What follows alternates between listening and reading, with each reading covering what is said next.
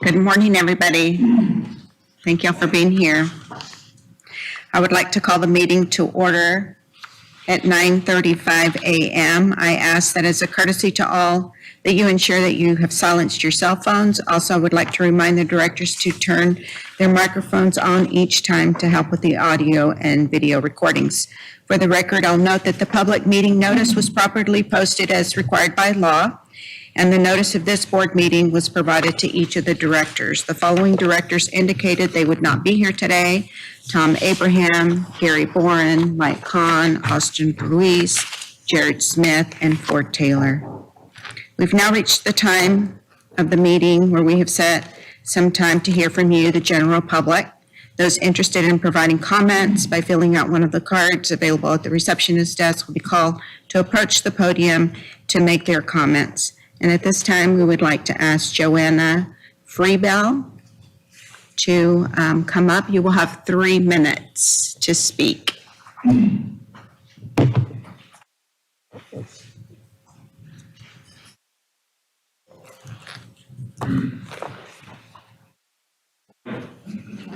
Good to see you too.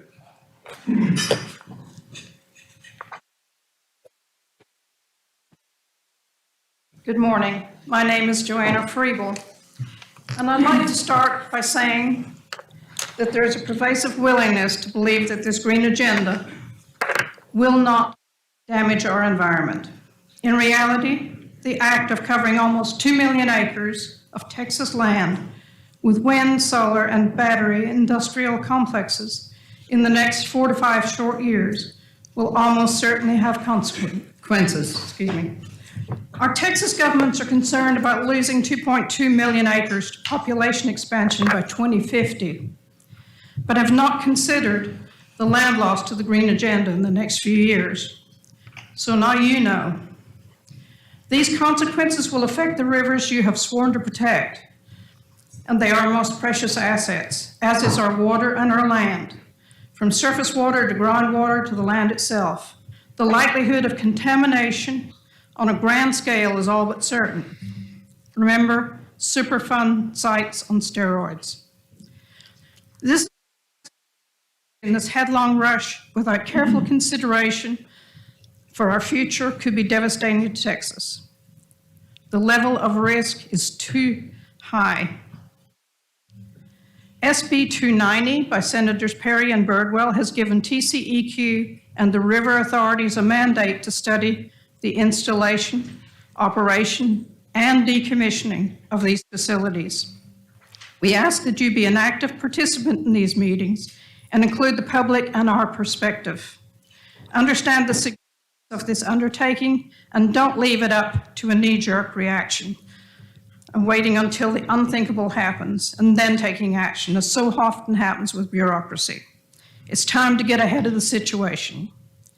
Money has enticed many, including some on this board, and it sounds so inviting with $900 billion on the table between now and 2026.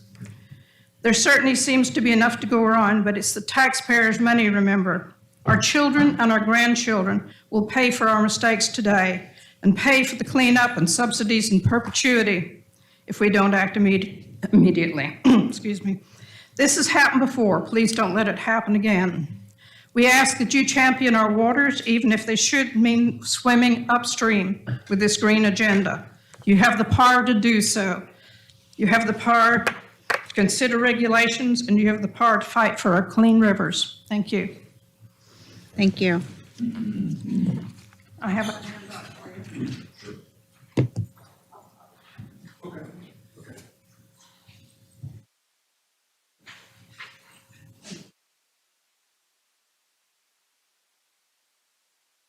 Our next speaker is Mr. John Highsmith.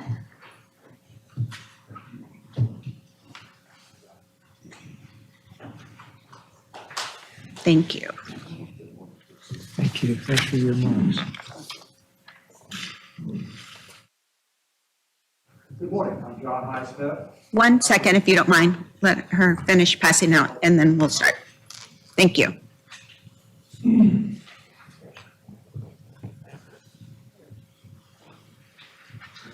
All righty. Thank you. Again, I'm John Highsmith, and I was last here in May and had the opportunity to speak before you. And first, I would like to thank you for asking for more information on solar utilities after our comments. Learning and understanding are the first steps in protecting our water resources. And in fact, that is my main message today. We need to continue to learn about solar utilities and their adverse effects on many aspects of our environment. To refresh your memories, I spoke about the Yellow Viking solar utility in the works in Hood, Somerville, and Johnson counties. And the facility that they're looking at would cover 5.8 square miles with the Brazos River on 3 sides of it. And if you can use a rule of thumb of about 2,000 panels per acre, that adds up to 7.4 million solar panels. With a community of 7,200 people across the river from it, that's where I live. This project will take water from the Brazos and also will take groundwater that they'll be pumping for this project. And here's an update on this. We thought we had a means to prevent it. There are little birds called golden-cheeked warblers that live where the solar panels will be. The golden-cheeked warbler is endangered. To give you some example of what this means for ordinary people, I spoke with a woman and I asked if she had ever heard of the golden-cheeked warbler. She really surprised me and said that she had. And she explained that she sold land on Lake Travis and had to have a biologist study the area for these birds, looking for these birds. And she was advised that if any were sighted, she could not sell her land. Now, in her case, none were found. But in our situation, we understand that Washington has advised regional and local U.S. Fish and Wildlife that when green projects are involved, they are not to pursue endangered species protections, which I think is very amazing. I relay this story to let you know we are in a difficult fight to protect our rivers and wildlife. There is a year-long study underway that comes out of Senate Bill 1290, Joanna referred to this, that started on September 1st. And river authorities will be asked to study and to recommend setbacks from waterways and other protections. And we really encourage you to provide this information and also to let the public know of your recommendations. In closing, we do not oppose solar, but feel common sense restrictions are essential to protect our rivers and environment. We have seen, we've seen that the solar industry will not use common sense and restraint in this issue. Thank you. Thank you.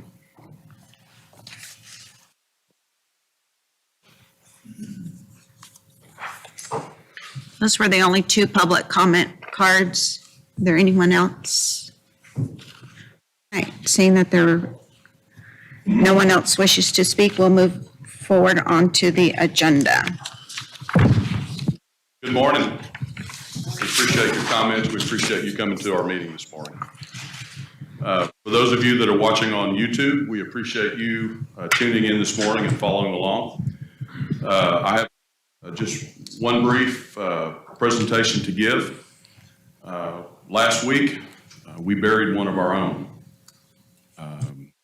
A longtime BRA employee, an outstanding human being, a wonderful hard worker, and someone that had worked his way up through our operations department, that he really interacted with so much of the organization. So it was really a punch in the gut. Please keep in your prayers Ricky Guerin's family. He was with the BRA for 15 years. He was on our maintenance team at our East Williamson County Water Treatment Plant. And you all know how I feel about the folks that operate our facilities. They are the face and the most important part of this organization.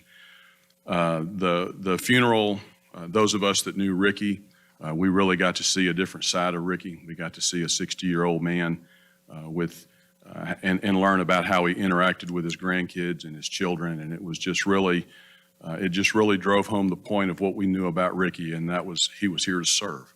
And he was, again, an outstanding human being. So if you don't mind, if you would join me in just a moment of prayer and silence, a moment of silence for Ricky, it would be much appreciated.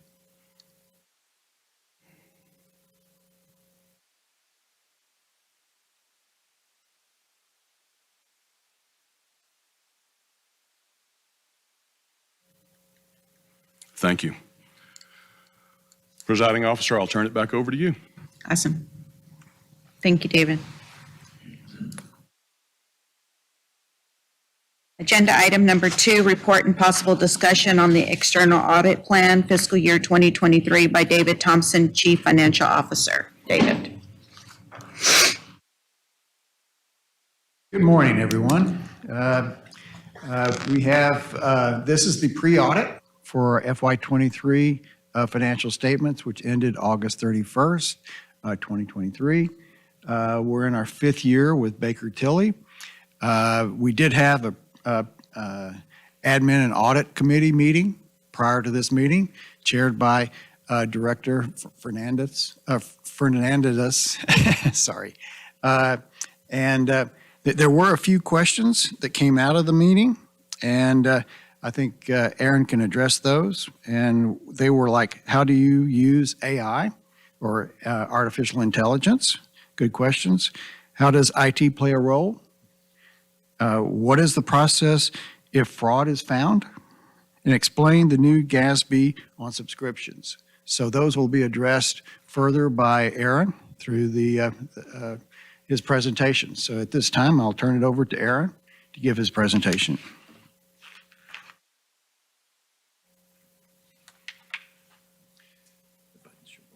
Sounds good. Thanks, David. Good morning. Again, I'm Aaron Worthman, with lead audit partner with Baker Tilly, and I'm pleased to present the fiscal year 2023 audit plan. Just want to give you an overview before I start off here, go through the engagement team, the scope of the audit, talk a little bit about our audit timeline, required communications to you charged with governance, touch on a couple areas of emphasis as part of our audit, and then go through a high-level audit plan. So one of the things I wanted to touch on is our engagement team. So the good news is, and I'd say it's probably a rarity, we were able to keep the same engagement team over the course of our years of audit, with myself as a partner, Sarah Slaughter as your senior audit manager, and Ryan Tyler as your audit manager. So again, able to keep a consistent team, which helps for the efficiency and the effectiveness of our audit engagement. I want to touch on is just really define the deliverables. So one is we have an audit of your financial statements in accordance with auditing standards generally accepted in the United States of America. Those are the auditing standards that we're required to follow as your audit firm. In addition to that, we also provide your audit in compliance with government auditing standards. Those are additional standards relative to our continuing professional education, the independence of our audit team, due care, the supervision of our audit team, and quality control. And then every year, we could potentially have a third deliverable, which is what we call your single audit, which is the audit of your federal awards. And this year, it sounds like the amount of federal awards will not exceed the limit where we are required to conduct a single audit. So for this year, that audit would be not applicable. If we take a look at our audit timeline, we conduct the planning of our fieldwork in June. Now, one thing I will say is this is definitely a year-round audit process. Literally, when I presented our final audit last year, we've been working with your audit team as part of this year's audit, whether it's questions and answer, whether it's getting you ready for compliance with new audit standards, which we'll talk about in a bit. But our formal planning, if you will, from our team started in June. We conducted our preliminary audit fieldwork in July, and I'll touch on what that all entailed later. We have our board presentation now, our audit plan. Our final fieldwork is scheduled for October and November, with our draft report to be issued in December, and then my presentation to you in January of 2024. So one of the items I wanted to talk about, or a couple pieces I wanted to talk about here is, when we look at your audit, this concept of materiality really drives our audit process. And when we think of materiality, it can be quantitative, and qualitative. And basically that definition is it's any change in your financial statements, your position, your financial position that would lead to a change in the decision of the users of those financial statements. So it needs to be a pretty substantial amount. And basically we determine that amount quantitatively and qualitatively, and we really use that amount to drive all of our audit testing. But that's a concept of materiality. A couple other things I wanted to talk about and confirm is we actually work for you directly as the governing body. We do not work for management. However, we communicate with management continuously throughout the year as part of the audit process, unless you otherwise direct us to do so. A couple other things. Our auditor responsibility is to form and express an opinion on your financial statements, and then to report on other information included in those statements. So if you look at your annual comprehensive financial report, there's a ton of information in there. We opine on those financial statements and notes, but you also have management discussion and analysis, you have statistical information. We do not opine on those. They're just part of your financial reporting package. So if we were to go back, I'd probably say 10 years or so ago, you'd have either one or two communications from your auditors. You may have a pre-audit communication like this, but you more than likely definitely had a year-end audit results communication or presentation.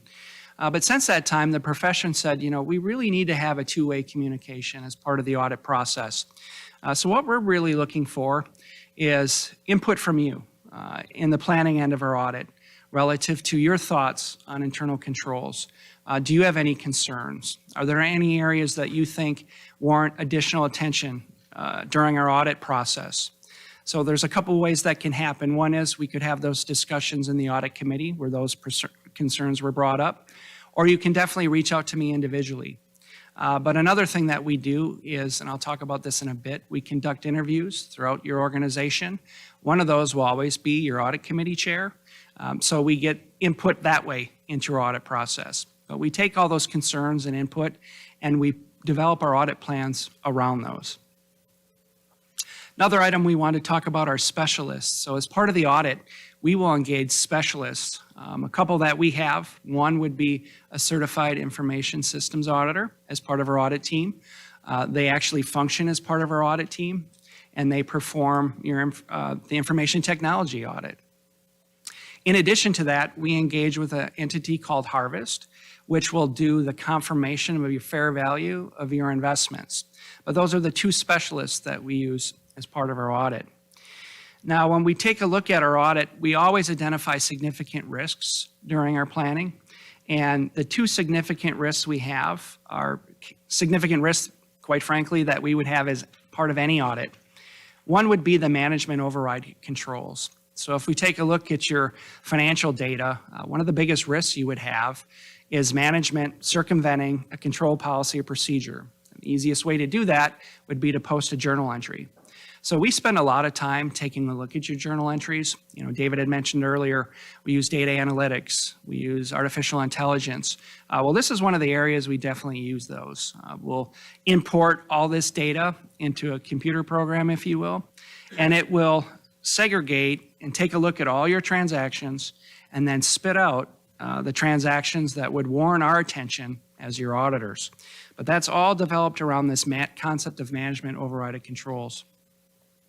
In addition to that, improper revenue recognition due to fraud is always a significant risk.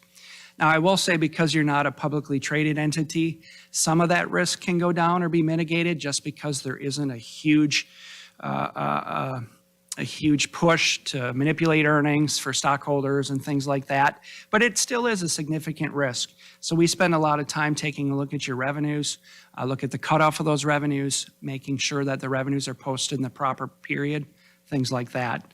But those are the two most significant risks that we had as part of this year's audit. You know, I talked about this a little bit before, this concept of we conduct fraud risk interviews.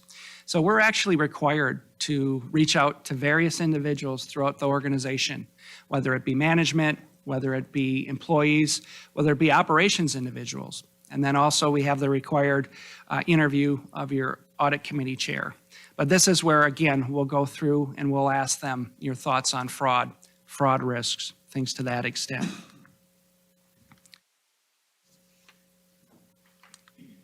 So one of the things I want to do is just kind of break out our audit. So if we step back and take a look at our audit, roughly 30% of what we do is taking a look at your internal controls. The biggest area we focus on is information technology, which makes sense given most of your controls are technology-based. And again, we have a certified information systems auditor conduct that testing. But what we do is we take a look at all your major processes in the organization, whether it be payroll, disbursements, billing, receipting, things like that.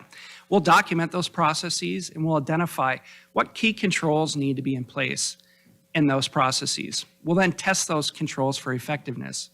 In areas that we find significant breakdowns or lack of controls, it will warrant further testing by we as auditors. But that's 30% of what we do. 40% of what we do then deals with what we call substantive tests. It's the nuts and bolts of our audit, if you will. It would be confirming your cash and investments with your outside parties, taking a look at your fixed asset additions and retirements, taking a look at the invoices that support those amounts. But that's about 40% of what we do. And then lastly, the remaining 30% has to do with the planning of our audit and then the financial reporting document that we talked about. One of the items that we talked about before was the single audit. And this year, again, you did not have $750,000 worth of federal expenditures. So we did not have to conduct or will not have to conduct a single audit this year. What I want to do here is just give you an overview of our audit plan. You know, what types of things do we do during planning and interim field work that I talked about, our final field work, and then audit completion. You know, and as of no surprise, we start with establishing materiality because that drives our audit and our testing. Taking a look at internal controls. We update our permanent file. So in our permanent file documents, if you issue debt, we would get those documents. Perform other procedures as considered appropriate. You know, anything outside the ordinary. That would be during our planning and interim field work. Final field work, again, that's where we conduct most of our testing. Cash and investments, property and equipment, revenues, expenditures. Those are the types of areas that we test during final field work. And then lastly, the audited financial statements and footnotes that your management prepares. We spend a significant amount of time reviewing those, providing input into those disclosures. During audit completion, there's a couple items I wanted to touch on. So one is we reach out to internal counsel and any external counsel to get their thoughts on litigation, contingencies, things like that. So within 10 days of our audit report date, we'll receive those responses back. We'll take a look at those to see if there's any additional disclosures that are required to be within your financial statements relative to litigation or anything like that. And then also when we date our financial statements or date our financial report, we need to obtain a management representation letter. Well, that's management's attestation to all things considered during the audit. You know, their thoughts on internal controls, their thoughts on fraud, their thoughts on their accounting policies, things like that. And then lastly, we'll have our meeting that concludes the audit process. So the last thing I want to do is open it up to any questions that you folks may have. Again, I know our team's looking forward to working with David and Matt and their entire team. They do a great job getting ready for us. I think a big reason is, as I had mentioned earlier, it is truly a year-round audit process that we put a lot of front-end planning. We work with David's team. One of the big things we're probably going to look at this year, the biggest change, if you will, would be related to these subscription-based information technology arrangements. If you go back to last year, we spent a lot of time looking at leases. There were accounting changes relative to leases. Well, this year, the big accounting changes related to these subscription-based information technology arrangements. So we've been working with Matt and those folks, not only determining, what is your process for identifying all these technology arrangements, but once you've identified those, how have you valued those and put those within your financial statements. But again, all this time we spend in the year-round audit process hopefully then makes for an efficient and effective financial audit at the end. So with that, open up to any questions anyone might have. Would we ever be in a situation where we had $750,000 worth of federal, that would demand the single audit?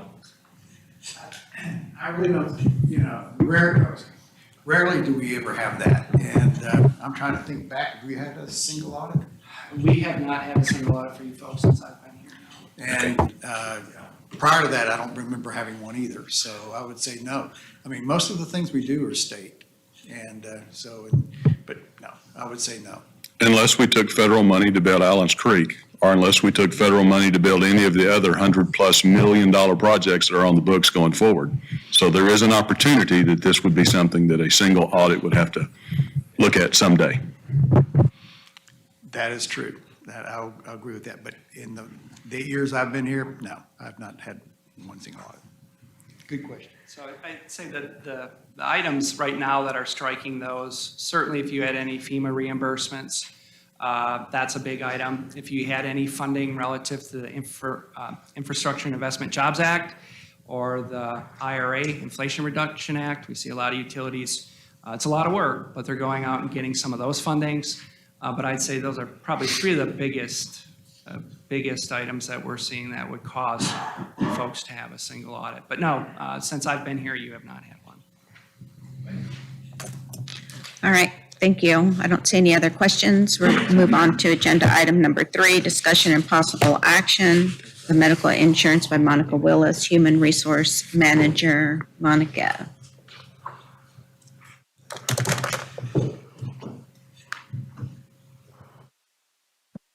Morning. Good morning. I bring this agenda item to the board each September for consideration. Some of you may remember that we are and have been with Blue Cross Blue Shield for our medical insurance for the past, 8 years, since 2016. And we've also been working with Hub International for about that long, and Andrew Uyghur, back in the corner over here, has been working with us for that a length of time, helping us with our insurance plans.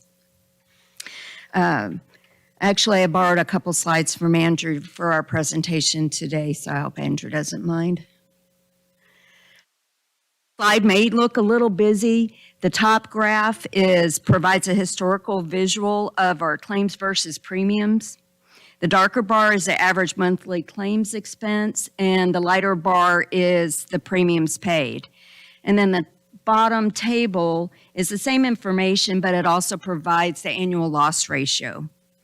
And as you can see, we were doing well with our premiums or our claims until 2021. And since then, our claims expense has exceeded the amount that we paid in premiums. So I think a lot of plans saw an increase in 2021 with medical claims because people held off in 2020 going to the doctor. We've not come off of that yet. So as you can imagine, insurance companies prefer to receive more in premiums than they pay out in claims. And so for the past 2 years, we've exceeded that amount. In 2021 and 2022, although we were above 100% in our loss ratio, we received a 3% increase each of those years. So it was rather low increase that we saw to our medical premiums. I think that's partially due to the fact that we've been with Blue Cross Blue Shield for so long, and so they've seen, typically you'll see insurance go up and down, and so they had good claims history on us. So that's part of it, and I think the other part is the fact that Hub's been negotiating with Blue Cross Blue Shield. They have a good relationship with them, and so that's really helped, I think, with keeping our premium increases rather low. Anticipating that we would have a rather large increase this year, Hub put our plan out for an RFP. And as you can see, they reached out to 5 vendors. And of those 5, only 2 responded, Blue Cross Blue Shield of Texas and United Healthcare.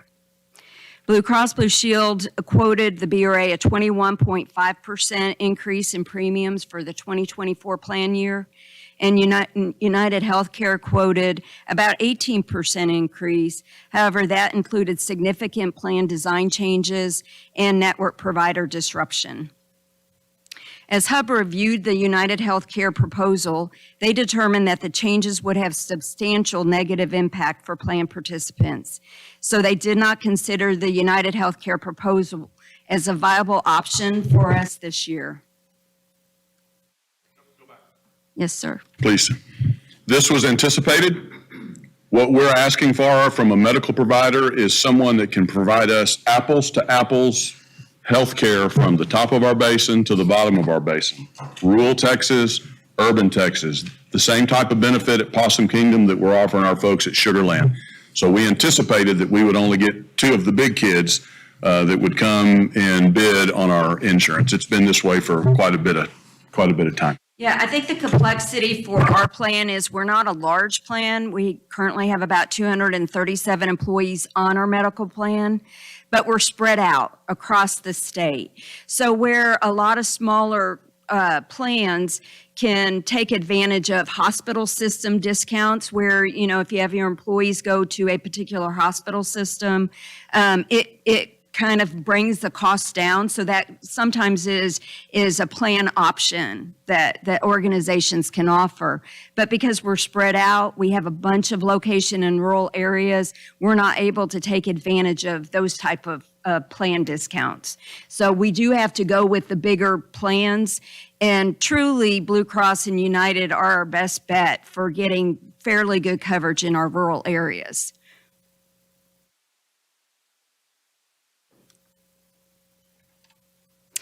So as HUB negotiated with Blue Cross Blue Shield, they were able to bring down the increase to our premiums down to 14.3%. In addition, they were able to secure a $10,000 credit on our first month's invoice. They were also able to secure a $25,000 wellness initiative payment for us this year, an allowance. That is up from $5,000 in previous years. So that's a big win for the organization to help our employees with different types of wellness initiatives to, you know, help them hopefully bring our claims expense down a little bit. So this chart breaks down how many employees are on each tier and in each plan in addition to the respective premiums. So employees can choose whether they want to be on a PPO plan or the high deductible plan, which is also called the HSA. So you'll see abbreviated as HSA plan. We have about 68% of our employees on the PPO plan and 32% are on the high deductible plan. Columns 1 and 2 reflect our current plan year of 2023. Columns 3 and 4 is the proposal with Blue Cross Blue Shield after HUB negotiated down the premium to 14.3% increase. And columns 5 and 6 reflect the premiums from United Healthcare's proposal.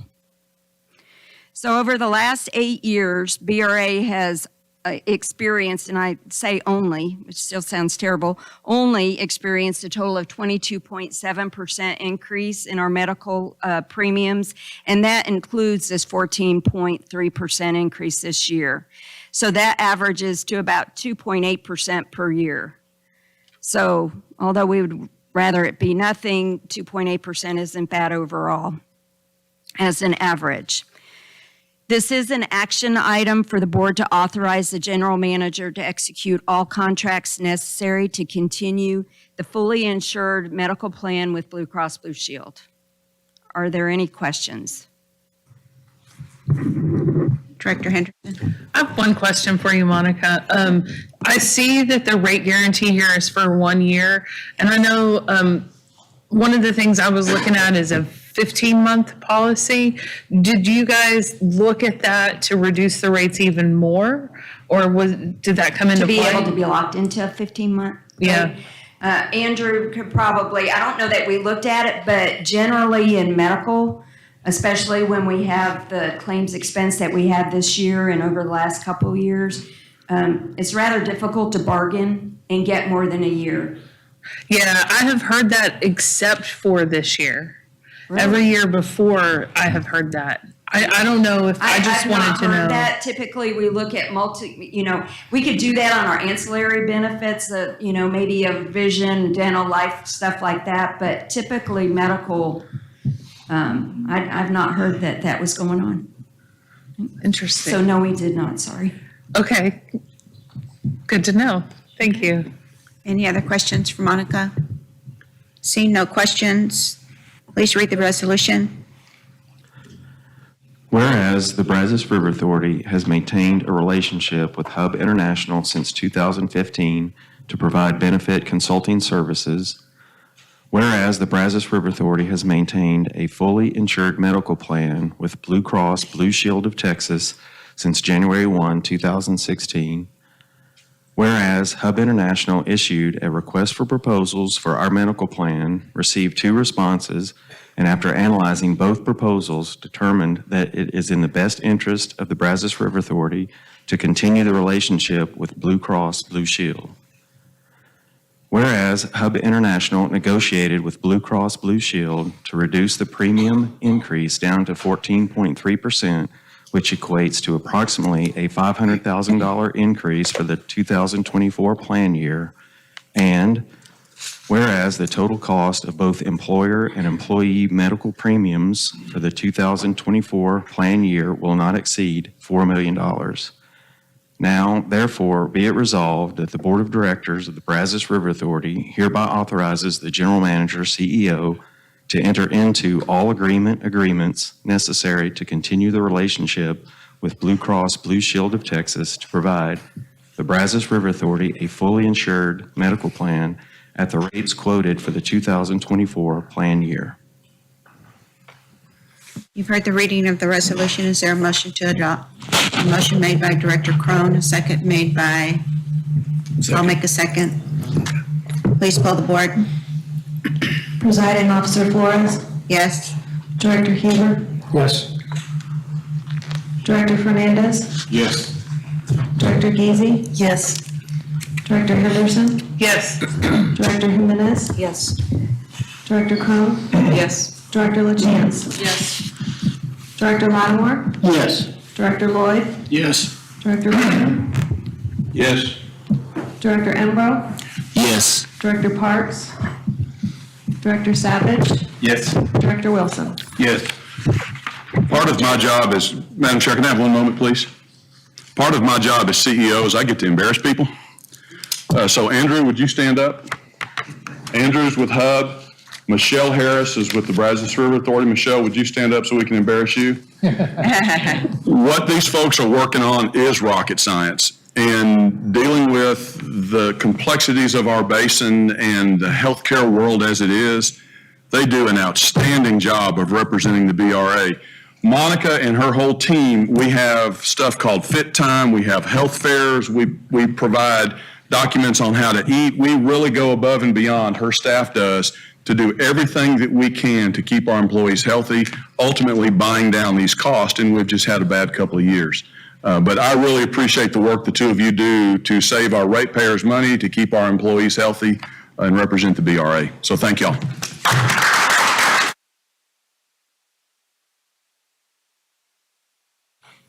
Thank you.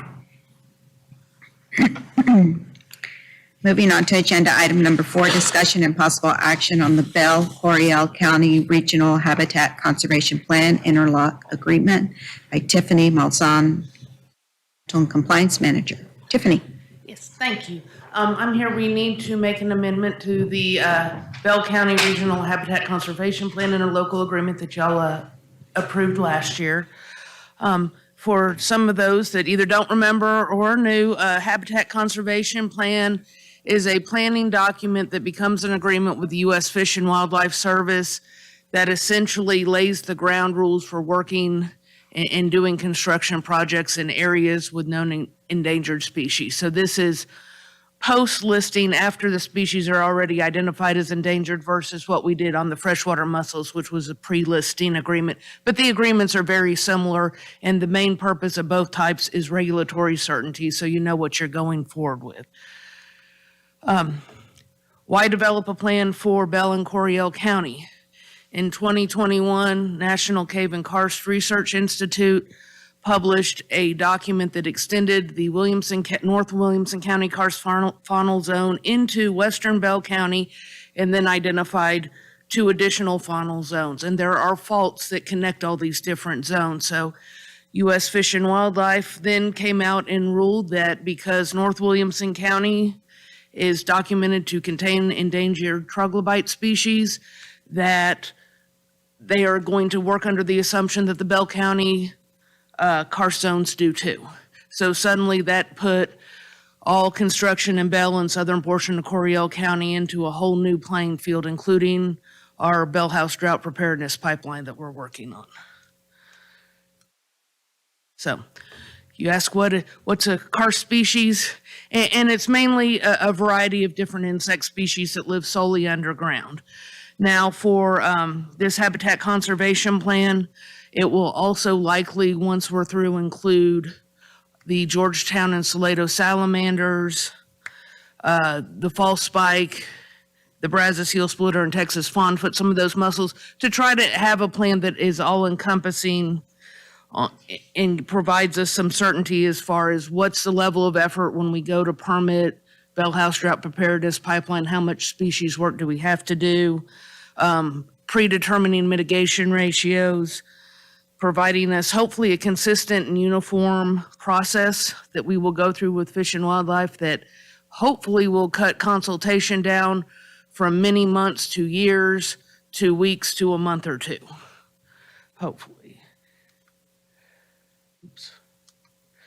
And just in case you were curious on impacts on similar issues, a 2018 economic study of similar species in Bexar County estimated that would cost construction activities in that county approximately $33 million over a 10-year period for Section 7 consultations with U.S. Fish and Wildlife.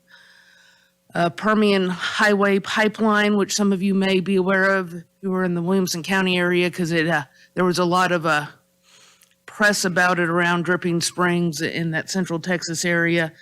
But in that case, now that's an oil and gas pipeline, but plaintiffs began filing ESA lawsuits before the permitting process had even finished.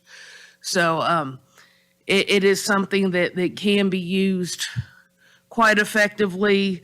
Eventually, Kinder Morgan was able to fight off the lawsuits and got the permits they needed to build and complete the pipeline, but it did slow them down and cost quite a bit.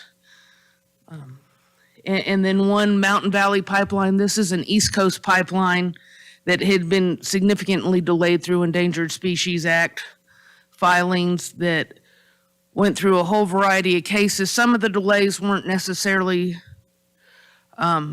solely on the Endangered Species Act, but the bulk of them, as soon as a judge granted eminent domain for the pipeline, it was a lawsuit filing frenzy. There were too many endangered species lawsuits filed on this pipeline for me to even try to summarize. So I just said it, and it was only when the current administration got involved, and this had been a campaign promise to help get this pipeline through for energy grid security reasons, and that Congress passed the Fiscal Responsibility Act, which took away the court system's ability to rule on this. Did the pipeline go through, get the permits it need, and is actively beginning construction.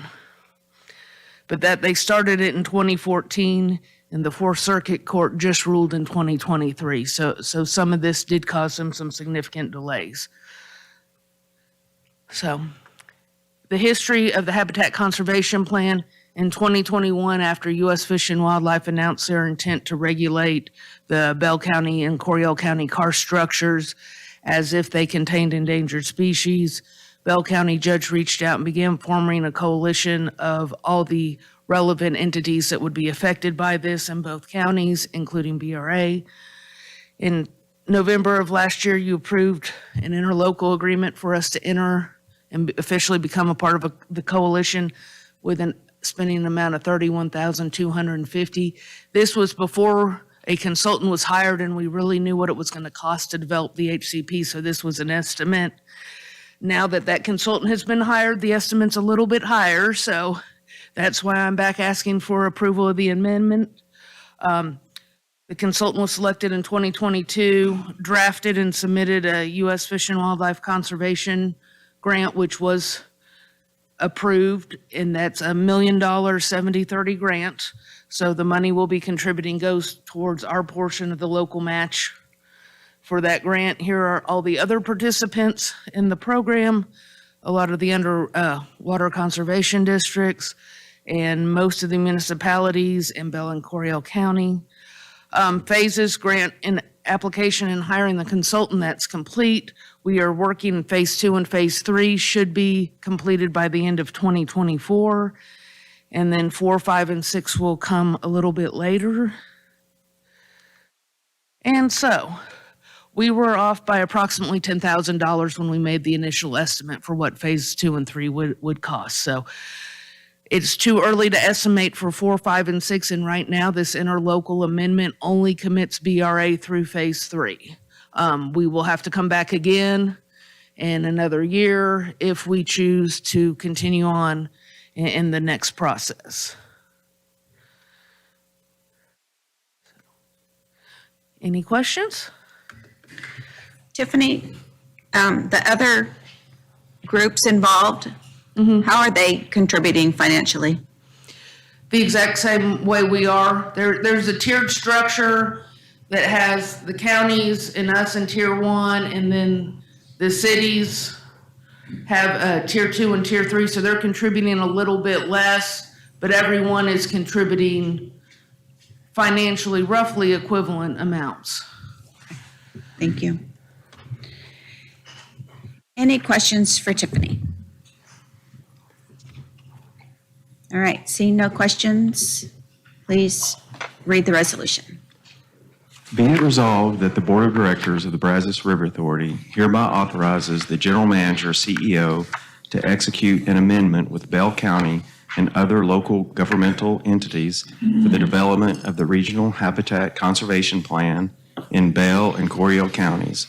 The total Brazos River Authority contribution for participation in phases 1 through 3 of the Regional Habitat Conservation Plan is $42,022.50. You've heard the reading of the resolution.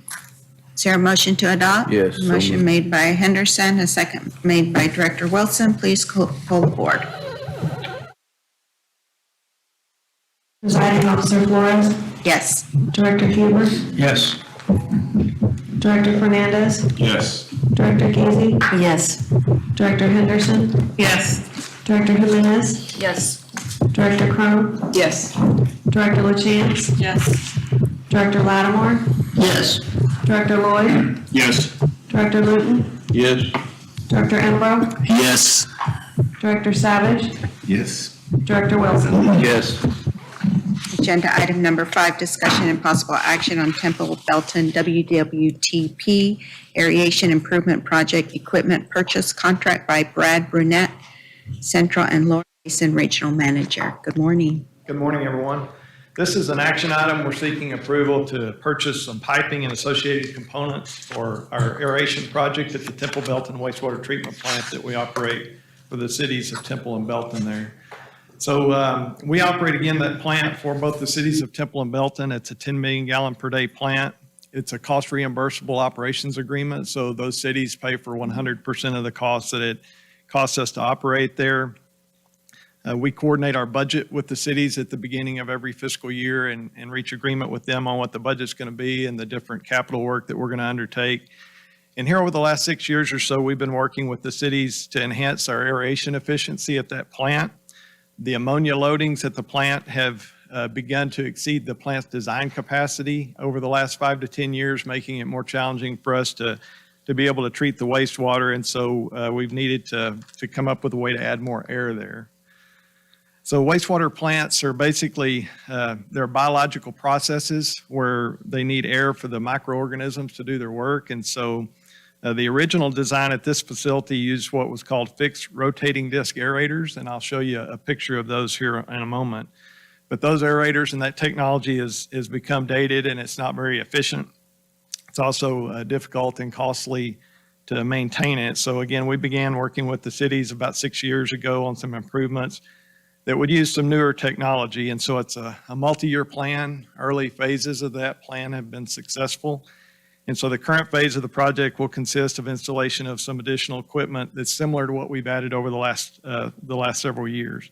It consists of some blowers, some piping, support framing, air lifts, and diffuser plates. And again, I'll show you a few pictures just to give you a better idea of what we're talking about here. The installation of all the equipment will be performed by our maintenance staff at the plant. So we're just seeking approval here to purchase a portion of the equipment. And ultimately what it results in is we'll have fine bubble air that will be diffused through this aeration basin to provide better treatment capability for us to deal with primarily the ammonia there.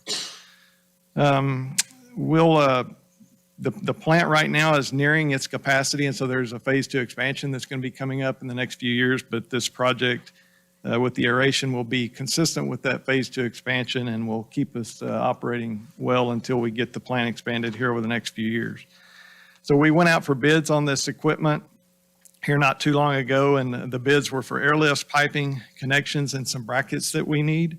We already have some of the diffusers and some of the blowers on site. We received 2 bids for this equipment with the low bid amount of $934,700 from Excel Construction Services. That's a lot of money for piping, but the reason is it's stainless steel. These wastewater treatment plants are very corrosive environments, and so we have to use stainless steel. And so that's the reason that the cost of this stuff is as high as it looks. And it's over $500,000, and so that's why we're bringing it to you for approval today. So just a few pictures here, and then I've got a resolution. But here you can see the aeration basin. Over here you can see one of these units that we're adding. This is the diffuser plate here at the bottom. This is a hose where the air will come up through this hose and through this piping and down into the diffuser plate to produce the bubbles. Just a picture of installation of one of these in the previous phase. Here we've got a crane lowering it down, and here you can see a better picture of the actual unit itself. This is some of the piping that's delivering the air out to the diffuser plates that are out in the water. Uh-oh. And here you can see one of these things in operation. You can see the air coming up here, and down here you can see the old style. These are the disc aerators that we're essentially supplementing and replacing. And again, here one of these just before it's submerged down into the basin. And just an overhead view, again, here you can see the air here in the central portion of the basin here, and a little bit more here. In this phase, we'll be adding some more to this second track here. I think that's the last slide that I've got. Be happy to answer any questions. Amazing. Director Henderson, you have a question? I feel like I have a lot of questions today. What's the build time on something like this?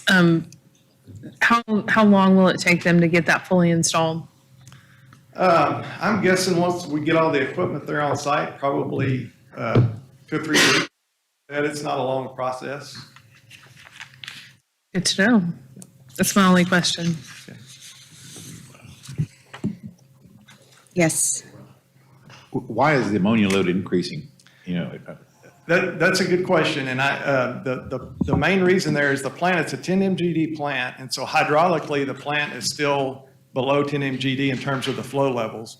But what's happened over time is we've gotten more water conservation efficient toilets and fixtures, and so the concentration of the waste that's coming into the plant is increased because there's less water to dilute it essentially, and that's essentially what's causing the loadings to be higher than the plant was designed for, yet the flows are still within design.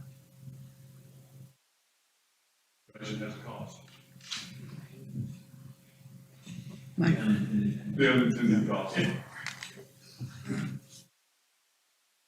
Any other questions? Thank you. Please read the resolution.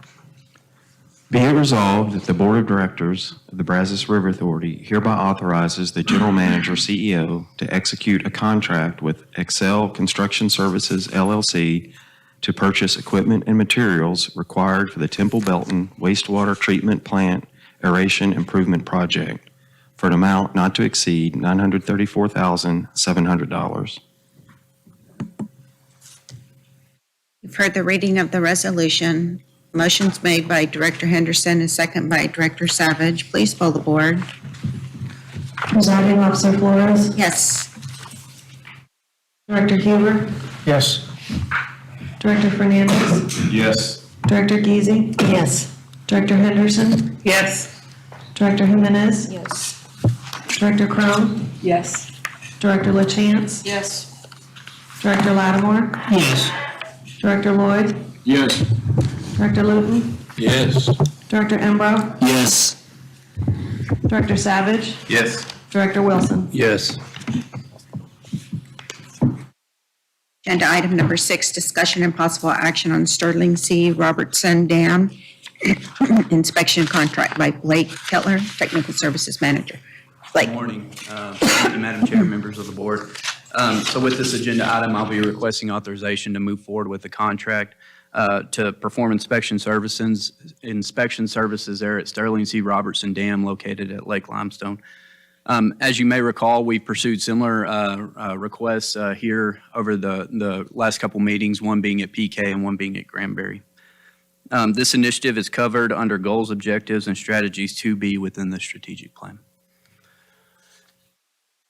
So the Texas Commission on Environmental Quality, or TCQ, is a regulatory authority for dam owners. And here's the statutory requirements for inspections associated with that, Chapter 299 of the TAC. Chapter 299 of the TAC requires dam owners to perform inspection services on an annual basis and five-year basis for large high-hazard dams, which that's in addition to any internal inspections we do on a regular basis. The dam classification, which is performed by TCQ, is based on the size of the dam and any hazards downstream and the amount of impounded water. Based on this criteria, Sterling C. Robertson, in addition to our other dams, is designated as a high hazard dam. Even though we perform our own internal inspections, we do see the benefit from an external perspective. Recommendations from these inspection reports culminate into O&M and capital projects that provide extension of service life and operational resiliency for our facilities, which in turn ensures that we can continue to meet our mission moving forward.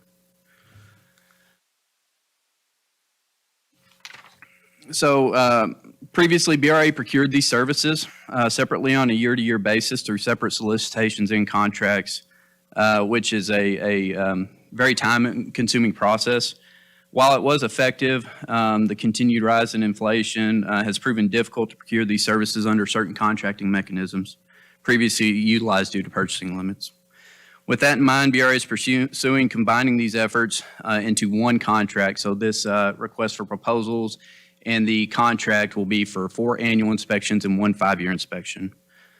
This will increase efficiency from a procurement standpoint while allowing an external engineer to improve the facilities, findings, recommendations, and implementation of corrective measures for a period of 5 years. So in accordance with statutory requirements and the purchasing procedure, BRA advertised RFP 2204-1255 and received 5 proposals in response. Proposals were evaluated internally by operations and engineering staff, specifically on firm's background information, experience, qualifications, project approach, quality control methodology, and resource availability. After the evaluation and process, the committee, our internal committee made up of engineers and operations folks, selected Schnabel Engineering.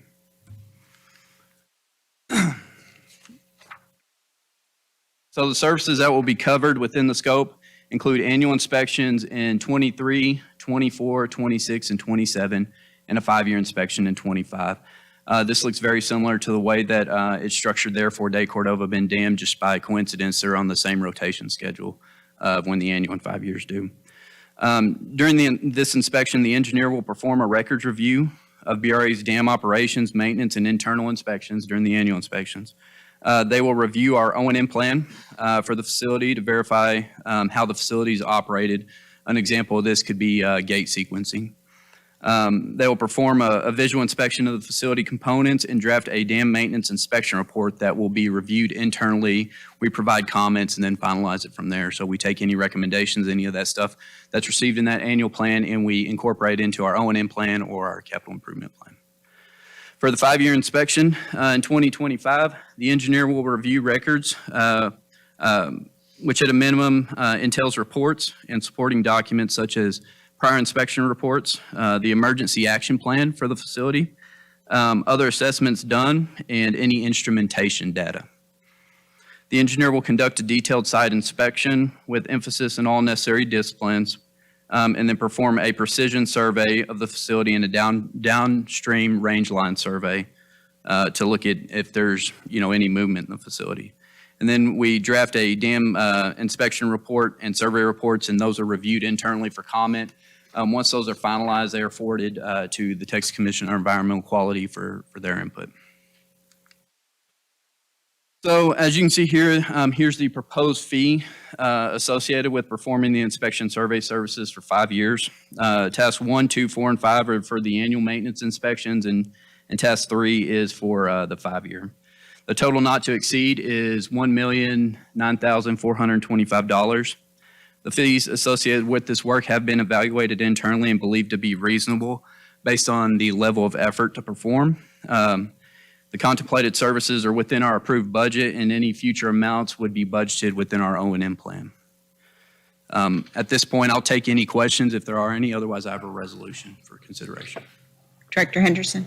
I do have a question for you. Yes, When ma'am. we were talking about this a few meetings ago, I seem to remember that the 5-year inspection was kind of the last piece of the puzzle.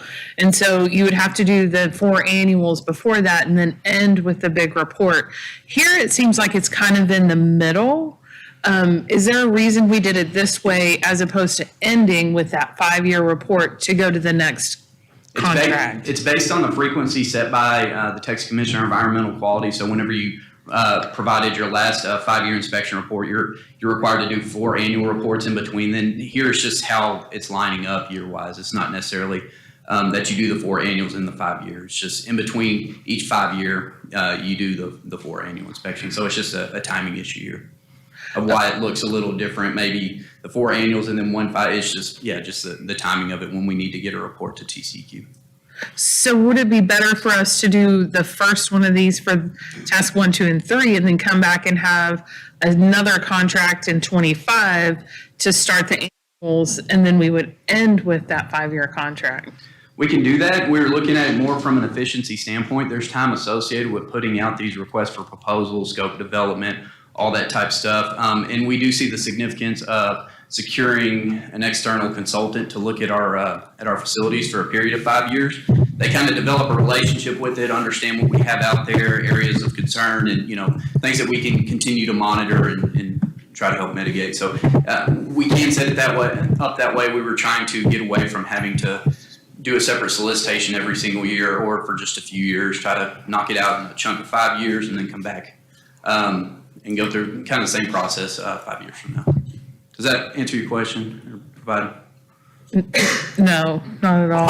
So the engineer, when Schnabel does, if you approve this, when they do task 3, which is the 5-year, they will go back through history and look at not just those 2 annual maintenance inspections, many, many years of annual maintenance inspections. So it's just where we are in the life cycle of doing a 5-year. We can do a 5-year in task 1, but it's not required for 2 more years. So we could reset the timeline by doing that. It's just shifting when we do one inspection versus another. So there won't be a data advantage to the engineer coming in to do task 3. Yeah, I was just going to point out, you may already understand, but these inspections don't necessarily, they're not all tied as part of the same project. So each annual inspection is independent of the others. And then the 5-year is independent of each annual. Right. And in the past, we've had, I think we've gone out for RFPs to do the 5-year inspection. So in many cases, the engineer may have been different that did the 5-year versus individuals doing the annuals. I think in most cases, it's the same engineer, but my point was just that the annuals don't necessarily culminate in a 5-year. Each one is its own independent process.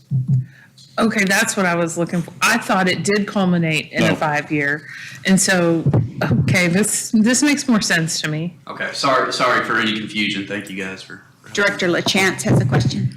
Yeah, I was just comment. I think that, Jen, maybe to look at it, that's an opportunity to have a more comprehensive, that you can then make. I mean, wouldn't you rather see that in year 3, which is technically 5, but you have that opportunity to make some adjustments and changes, and then you're still in that inspection to make sure we're doing it as perceived, as warranted. That's how I look at that. Blake, I have a question on completely kind of separate. So congratulations, you got 5 people to bid on this project.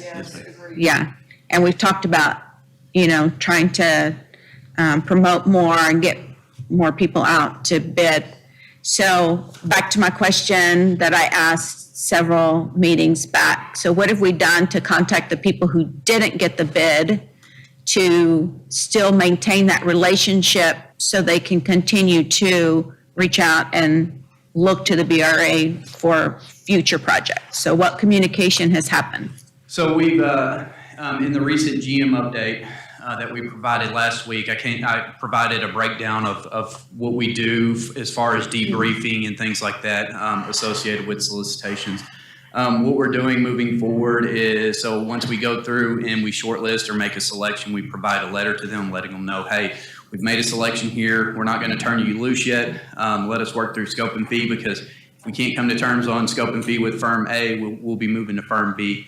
When we go through a final, once we, get to the point of executing a contract, we do a follow-up letter to them, let them know that, hey, a selection's been made. We appreciate you proposing.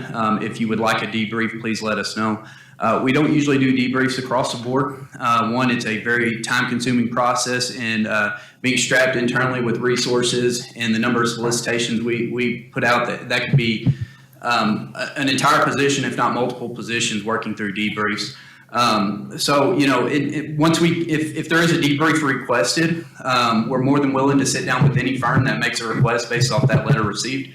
We're going to compare, or not necessarily compare, proposal against proposal, one being respective of or respectful to the, say if you want to compare firm A who won the solicitation to firm B, there's an art to putting together proposals, and it's kind of not necessarily, we just want to be mindful of that. So not exposing one firm's ability, if they're knocking out of the park on a proposal, not just handing that information over to firm B. So being respectful of that situation, but letting them know kind of, okay, here's the grading, and this is how we went through it, and here's kind of where you fall out. So that way, we can help them provide feedback. So that way we continue that engagement there with them and hopefully see future proposals from them. But I hear you say that you're not doing that until a contract has been signed with whoever you selected. Yes, ma'am. So and I know that it can take 7, 8, 12 months to sign a contract with somebody. So we've left somebody kind of in limbo that there could be other projects that they could be looking forward to submitting proposals on, and that's a long gap. Yes, ma'am. So I'm not suggesting that you get into the weeds about A, B, and C. You didn't get it because this, but that's a long time. And I don't like the answer that says it takes a lot of manpower, because what we're doing is we're establishing relationships, and relationships are priceless. And so I think that might be something that you can look with David and your team on. I'm not suggesting that you spend tons of time, but I believe this board has really tried to encourage people to apply for these contracts that we have. And so I just want us to keep moving towards that communication with people and encouraging them to come to the table. Yes, sir. It was, to follow on to your question, it was unclear to me did you say, or did you say you don't provide a matrix to the contractors that essentially rates all of the proposers? In other words, I'm a contractor too, I respond a lot of times. And what I'm used to seeing will be a spreadsheet that comes out that says, here are the grades, if you will, on various aspects of your proposal. You got an A here, and you got a B here, you got an 80 here, and and the totals come up. And that helps me do a better job on my next proposal. Is that the way we respond? No, David Thompson, I don't know, does purchasing post the matrix out on the website once we close for a request for proposals?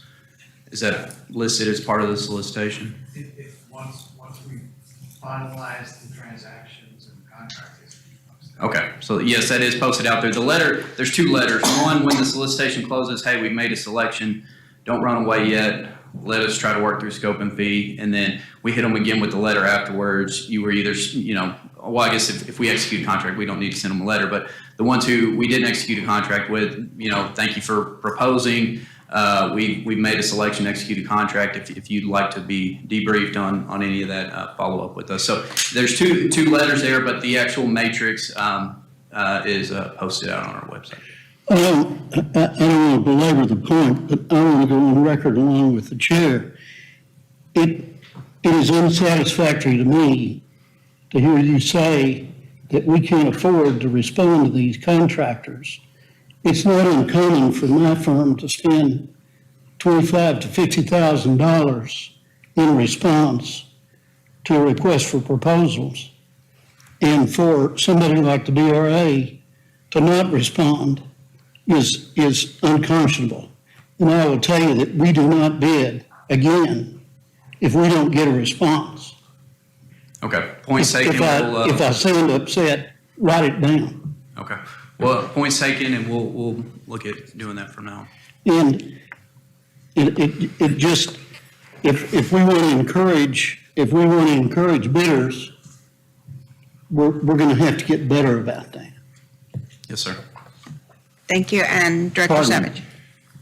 Yeah, Blake, I read, I've been one of the ones who's been talking about this for a while too, and I read your explanation. I understand, staff constraints, but if you've already developed your selection criteria in this matrix, I don't think there's a lot of effort that goes into debrief, and you're not basically giving any competitive advantage away. You're saying, here's how we grade, here's your report card. It's like going to school. Here's your subject, math, science, and you're going to get graded in this area. And you know what? You fell a little bit short in this area. And then that company gets the feedback they need to go, hey, I need to work on my depth of experience and environmental, muscle knowledge or whatever it is. And that's real important to our supplier base, which is changing and evolving. And I'm involved in Fort Bend County where there are more contractors or even walking off jobs. So we have to develop these. This is an important strategic aspect of developing, our bidders list. So I just want to, I think it can be simpler. Yes, Director Embro. I just want to say a couple of things. I'm in the consultant industry, and it is not uncommon for the entity to wait until they have successively negotiated with the winning firm before they provide the debriefing. That it is not uncommon. Now, the time in which it happens, that's something to talk about, but just trying to make sure that it's communicated. Most of the time when an entity selects a firm, they go into negotiation. And if it doesn't work out, they reach out to another firm. So just something to be said for that. I don't disagree a bit. And I think a reasonable period of time is appropriate. But for it to go on months, right, I think would be uncommon. So I want to clarify because I hear everybody's concerns and passion. And so I'm going to ask you a question, Blake. What I heard you say was that we will provide a debrief if the firm that we reach out to ask for a debrief. Yes, sir. And we will never tell a firm, we will not give you a debrief because of our resources or money or any of that. But we don't force them after an invite to come in and have a debrief. Correct. Okay, just want to make sure I understood that. Okay, well, thank you for taking that bullet, Blake. We're getting better. You're getting better. And I think we've made a lot of strides in that communication. So I know that was a little off of this topic. Do you have a resolution for consideration if there's no more questions or comments? All right. So go ahead and read the resolution. Thank you. Whereas the Brazos River Authority is pursuing external comprehensive inspection services for Sterling C. Robertson Dam, including all disciplines necessary to meet and maintain compliance with the inspection and reporting requirements of Texas Administrative Code, TAC 299.42, and regulated by the Texas Commission on Environmental Quality, TCEQ, for high hazard and large dams. Whereas the contemplated inspection efforts are in addition to internal inspections performed by Brazos River Authority staff to ensure safety and proper operation of our dam facilities from an unbiased external viewpoint. Whereas previously external comprehensive inspection services for Sterling C. Robertson Dam were required through separate contracts, but to improve efficiency from a procurement standpoint and to maintain compliance from a procurement, statutory, and policy perspective, these services have now been combined.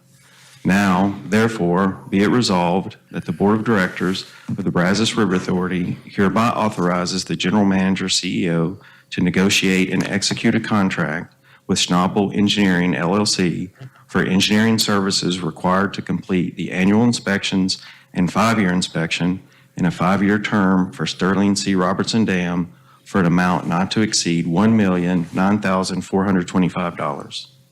You've heard the reading of the resolution. A motion was made by Director Chance and a second by Director Wilson. Please poll the board. Presiding Officer Flores? Yes. Director Haber? Yes. Director Fernandez? Yes. Director Geezy? Yes. Director Henderson? Yes. Director Jimenez? Yes. Director Crone? Yes. Director LaChance? Yes. Director Lattimore? Yes. Director Lloyd? Yes. Director Litton? Yes. Director Embro? Yes. Director Savage? Yes. Director Wilson? Yes. Agenda item 7, report and possible discussion on project delivery update by Blake Kettler, Technical Services Manager. Your board packets, there's going to be some reports and different things on where we are with projects. It's a lot of information. If you have any questions about it, please feel free to reach out to David or I. We would love to sit down with you and talk in more detail.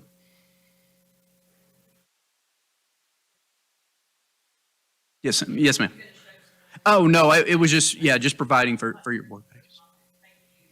On this health status on the projects. I think to me, it's very helpful to just understand. I mean, there's a lot of projects, a lot of money, a lot of moving parts. So I appreciate the extra effort on this. I hope that it's beneficial, within the BRA and your team to help communicate easier and faster. So thank you, Blake. Yes, ma'am. Thank you. It's 10:53. We'll take about a 15-minute break and then come back.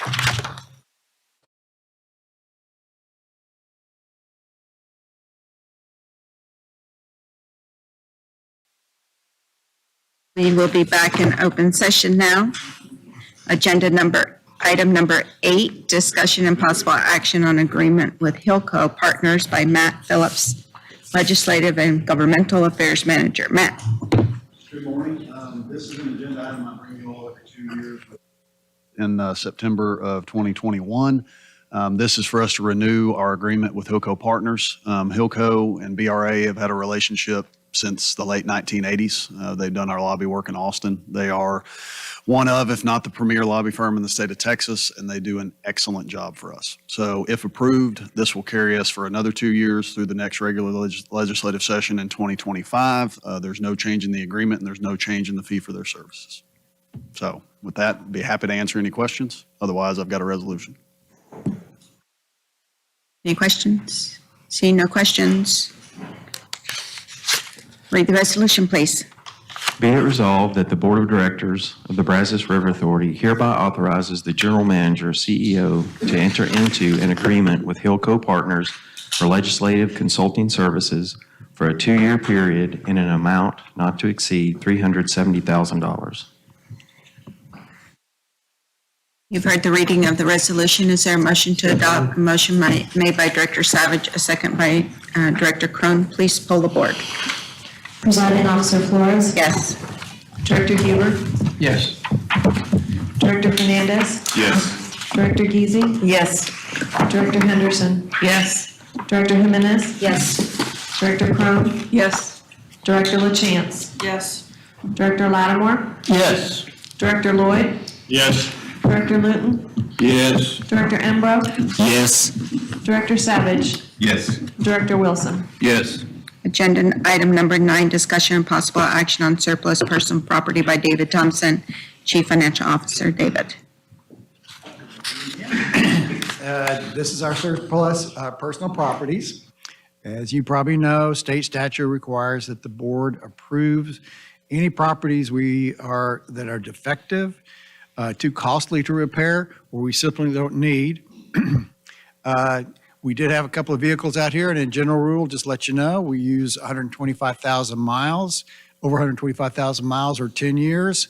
And we do then, after the approval is done, we put it on a well-advertised auction to sell. So let me let you take a look at the, went too fast. Sorry. Let you look at them if you have any questions.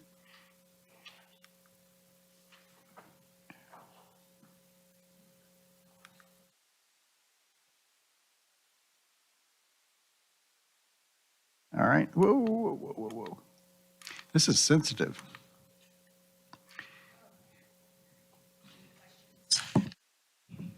All right, please read the resolution. Be it resolved that the Board of Directors of the Brazos River Authority hereby authorizes the General Manager, CEO, to dispose of the following surplus personal property under the terms and conditions that are in the best interest of the Brazos River Authority. Be it further resolved that the Board of Directors authorizes the General Manager, CEO, in certain instances to continue to use and/or maintain previously authorized surplus property in a manner that is in the best interest of the Brazos River Authority until appropriate replacement property is received and placed in service.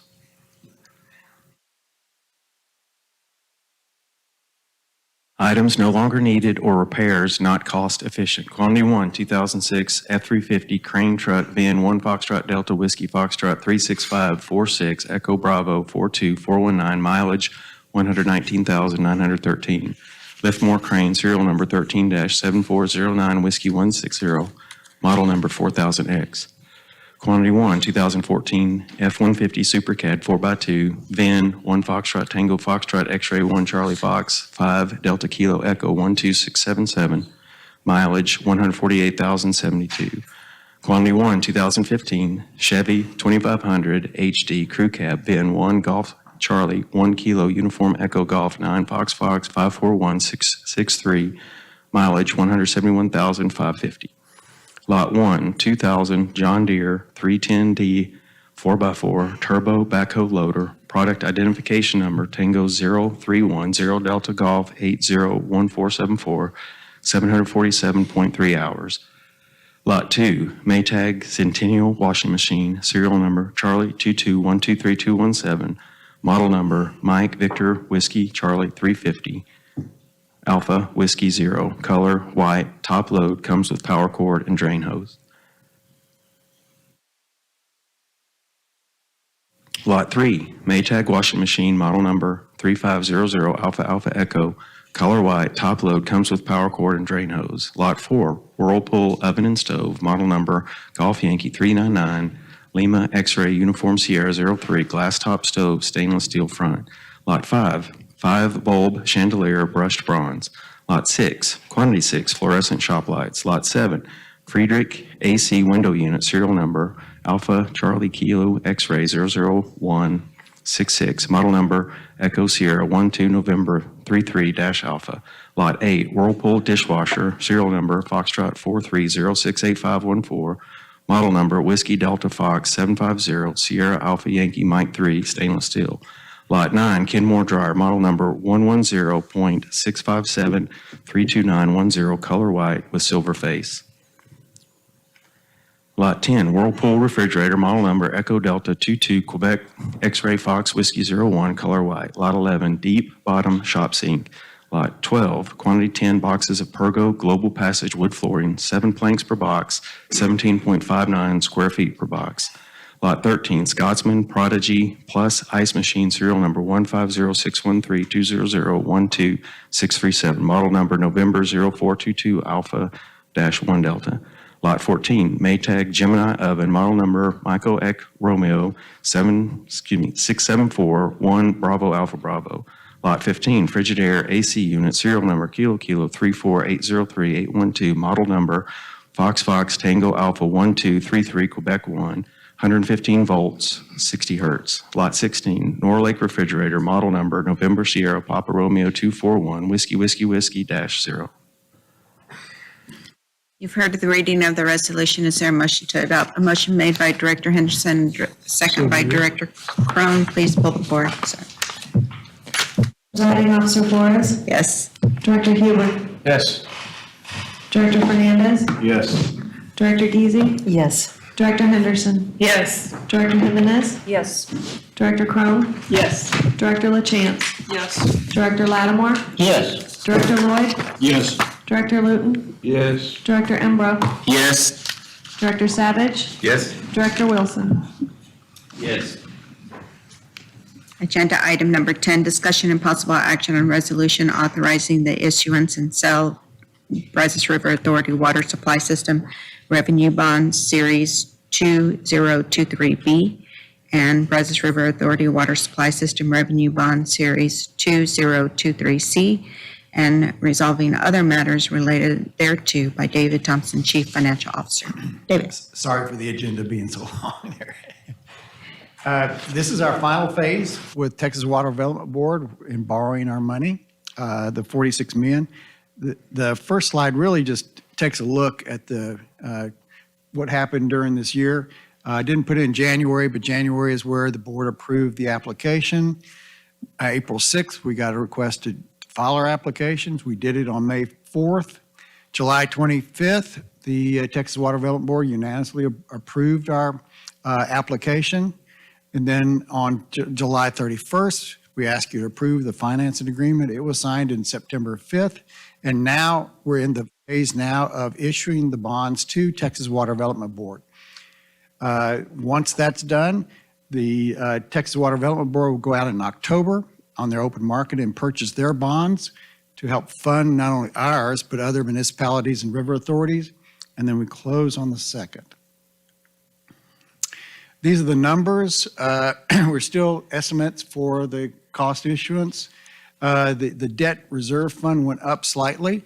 In the deferred loan or deferred debt portion of it, we were able to move out one of the principal payments for 1 year. That saved us about $125,000 in interest, but it did increase the funds reserves. We had about $60,000. The contingency was very well padded. So we're now seeing it needs about 104. So we're about $400,000 less in borrowing.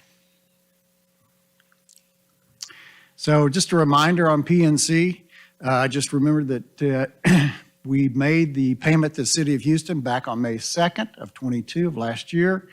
You have 18 months with the IRS to reimburse yourself with it to get your tax-free bonds for that. November 2nd is the date that we have. So the PNC loan was insurance to make sure that we don't miss, if we did miss the November 2nd date, we would not lose the opportunity to borrow from Texas Water Development Board. Also, if we did miss the date, there would be significant financial penalties and an embarrassment probably with Texas Water Development Board. So the 31st, we asked for borrowing. August 15th, we actually did the borrowing. And then on November 2nd, Texas Water Development Board will pay off the $46 million with PNC. Just looking at the numbers, the 530 that we had back there, I did verbally tell the board that the PNC wanted to move the start date of the debt from the 22nd back to the 15th. So the 590 is 590 is the same numbers. The interest earnings, we saw the Fed raise the rates. We're up to like 5.56. So it's much, much higher rates. So we're good on another $100,000 there. Cost estimates are coming in around $232,000.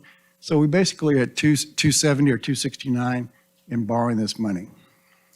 Now, the last piece of the board resolution, we need to do some business, clean up some business. We needed to update the BRA bond covenant. The old section 21C goes back to 20-something years on bond covenants that we had in bonds issues, and it's related to the additional bond test for capital additions. We're now seeing that we needed to update this, so the new section 20C deals with new language you see for additional bond test in today's bond covenants. That, I'll see if there's any questions. Questions for David? No questions. Please read the resolution.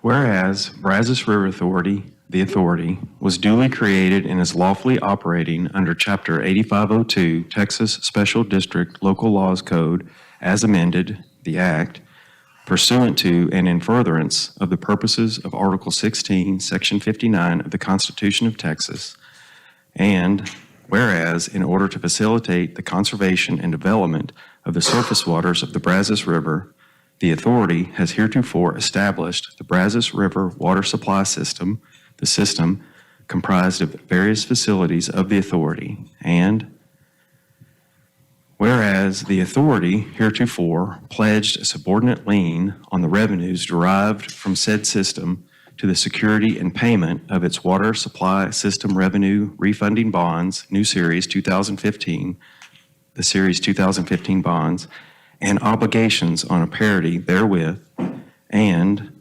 whereas in the series 2015 agreement, the authority reserved the right to amend the series 2015 agreement upon the consent and approval by the owners of at least 51% in aggregate principal amount of all the Series 2015 bonds and additional parity obligations then outstanding.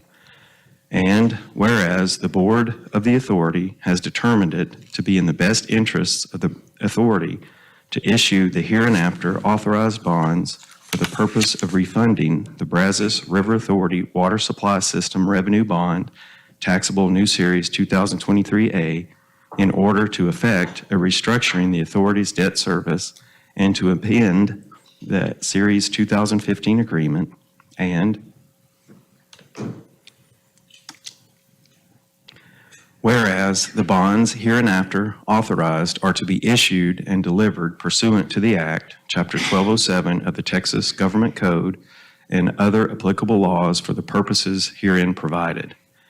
Therefore, be it resolved by the Board of Directors of the Brazos River Authority, Section 1, Recitals, Covenants, Agreement, and Amount and Purpose of the Bonds, the Board of the Authority hereby incorporates the recitals set forth in the preamble hereto as if set forth in full at this place, and further finds and determines that said recitals are true and correct. Additional terms used in this resolution are defined as set forth in the new series 2023 B-C Bond Covenants Agreement, the agreement, substantially in the form presented at this meeting, the terms of which agreement are hereby incorporated herein as if set forth full at this place. The bonds of the authority are hereby authorized to be issued and delivered in 2 series in the aggregate principal amount not to exceed $49,590,000, to wit, 1, Series 2023B bonds in the aggregate principal amount of $33,225,000, and 2, Series 2023C bonds in the aggregate principal amount of $16,365,000 for purposes of refunding the Brazos River Authority Water Supply System Revenue Bond Taxable New Series 2023A and paying the costs of issuing the bonds. Section 2, designation in terms of sale. A, designation.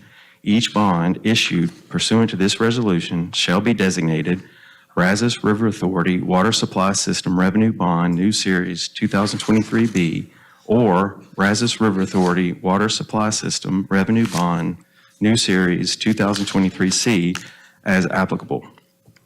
B, sale of bonds. The bonds are hereby sold and shall be delivered to or pursuant to the directions of the Texas Water Development Board at purchase price equal to 100% of the principal amount thereof. The bonds have been purchased by the Texas Water Development Board pursuant to the Texas Water Development Board resolution, the provisions of which Texas Water Development Board resolution are incorporated herein. C, terms of sale.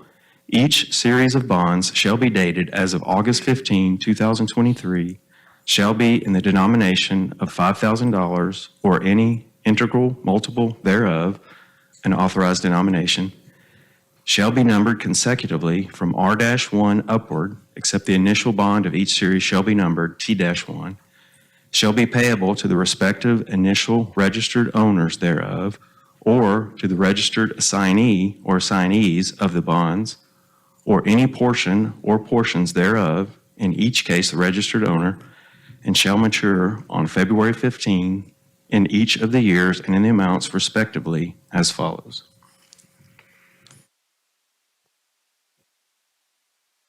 Series 2023B bonds. Year 2024, $630,000. 2025, $685,000. 2026, $705,000. 2027, $725,000.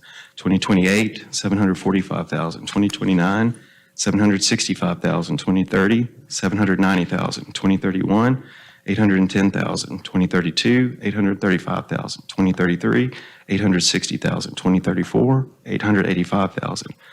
2035, $915,000. 2036, $945,000. 2037, $975,000. 2038, $1,010,000. 2039, $1,050,000. 2040, $1,085,000. 2041, $1,130,000. 2042, $1,175,000. 2043, $1,220,000. 2044, $1,265,000. 2045, $1,320,000. 2046, $1,370,000. 2047, $1,430,000. 2048, $1,485,000. 2049, $1,550,000. 2050, $1,610,000. 2051, $1,680,000. 2052, $1,750,000. 2053, $1,825,000.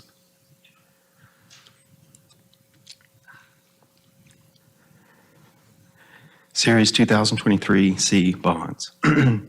Year and amount 2032, $615,000. 2033, $475,000. 2034, $495,000. 2035, $510,000. 2036, $530,000. 2037, $555,000. 2038, $575,000. 2039, $600,000. 2040, $630,000. 2041, $655,000. 2042, $685,000.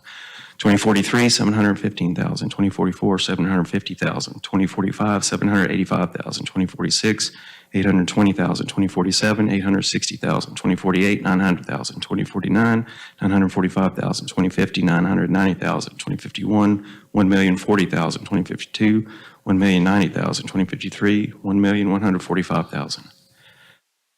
The bonds shall bear interest from the respective dates set forth in the form of bond in Section 2 of the agreement to their respective dates of maturity or redemption prior to maturity at the rates per annum equal to the lesser of 1, 6% per annum, or 2, the rates offered by the Texas Water Development Board on their date of delivery. The bonds shall be subject to redemption pursuant to the provisions of the agreement. Section 3, Amendment. Upon the issuance and delivery of the bonds and the redemption of the Series 2023A bond, the Series 2015 agreement shall be and is hereby amended by deleting subsection 3M in its entirety and by replacing subsection 21C in its entirety with the language set forth in subsection 21C of the agreement. Section 4, Immediate Effect. This resolution shall be effective immediately from and after its adoption.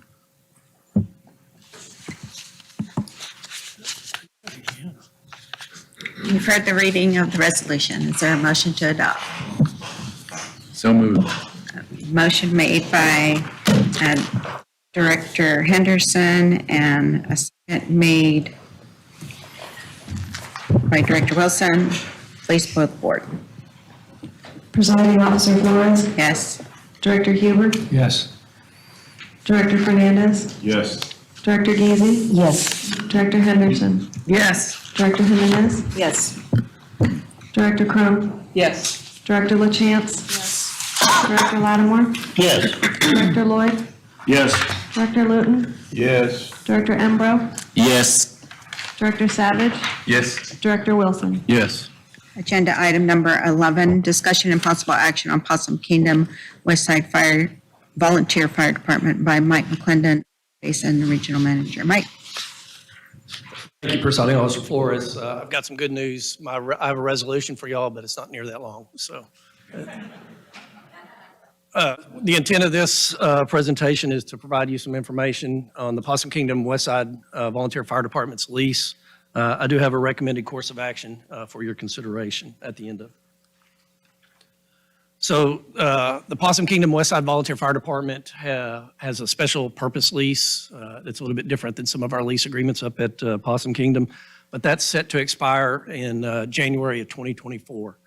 The location of the Volunteer Fire Department is up here in the northwest corner of Palo Pinto County. You can see here in this inset. And then if you're familiar with the area, this is a little bit closer in. And then over here on the left is an aerial photograph of showing the lease. The Volunteer Fire Department is a primary fire protection and emergency services provider for northwestern Palo Pinto County, which includes the state park, the Brazos River Authority lands, and the lake itself, and then the surrounding community. The lease is consisted of 2 properties. Over here on the left, it's about 0.77 acres. And then over there on the right, it's about 0.84 acres, so a little less than 2 acres for the property. As I said, the lease is expiring in January 2024. The Volunteer Fire Department approached us and asked to obtain the property in fee simple interest at no cost. It's a volunteer fire department. They're limited in their resources and their funding. And the BRA, we looked at that as an option. We discovered that we cannot gift that property to the volunteer fire department, but we can issue a long-term lease. So that's what we are looking at doing here with this recommendation. With a long-term lease, the volunteer fire department is trying to get some certainty. What they're looking at doing is adding some improvements to the land. They're looking at, as you can see here, if you can read that, that's a helipad they're wishing to install there on the property. They're requesting to remove some of these trees to provide safety for the pilot whenever he's landing on the structure. And then they're also looking at improving the access way to that helipad by some paved improvements. So staff was going to recommend to the board that we execute a long-term lease with the volunteer fire department. We're looking at maybe a 20 or 30-year lease.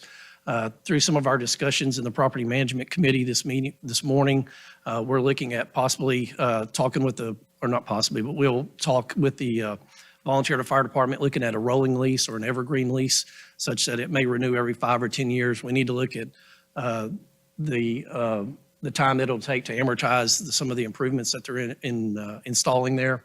And so we'll kind of look at that. So it may be somewhat of a rolling lease, some kind of variation as opposed to just a 30-year flat term. The other thing that we're looking at doing is updating the lease language. The lease was about a 30-year-old lease. We've made significant improvements to some of our lease language, and that's another thing that we'll go back and talk to the volunteer fire department about, is updating that lease agreement. I think I have a resolution for your consideration. I will ask the chairman of the committee if you had any comments or any of the other members.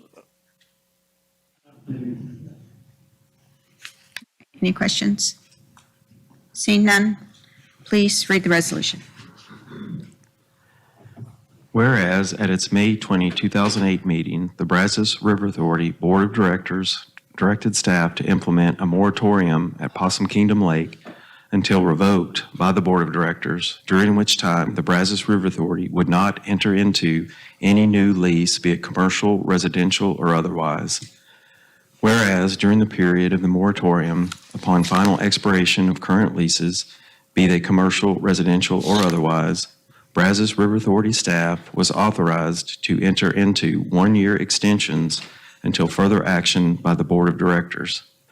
Whereas the Possum Kingdom West Side Volunteer Fire Department, VFD, existing lease terminates on January 31, 2024, and the VFD provides public and emergency services to the community and endeavors to improve its services with upgraded facilities. Whereas a long-term lease with the Brazos River Authority would greatly enhance the VFD's ability to move forward with financial and physical improvements. And whereas the Brazos River Authority finds that execution of a long-term lease with the VFD provides a public benefit protecting the public health, safety, and welfare of the community, and as such, a new lease is in the best interest of the Brazos River Authority and the community at large. Now, therefore, be it resolved that the Board of Directors of the Brazos River Authority hereby approves the General Manager, CEO, to execute a long-term lease agreement with the Possum Kingdom West Side Volunteer Fire Department. You've heard the reading of the resolution. We have a motion made by Director LaChance, a second made by Director Lattimore. Please pull the board. Presiding Officer Flores? Yes. Director Huber? Yes. Director Fernandez? Yes. Director Geezy? Yes. Director Henderson? Yes. Director Jimenez? Yes. Director Crum? Yes. Director LaChance? Yes. Director Lattimore? Yes. Director Lloyd? Yes. Director Luton? Yes. Director Savage? Yes. Director Wilson? Yes. Agenda item number 12, discussion and possible action on amendments to the Operations Policy Manual by Riley Wood, Senior Staff Counsel. Yes, sir. Point of order, we didn't, the vote list was not complete. Oh, I'm sorry. And call Director Embro, please. Director Embro? Yes.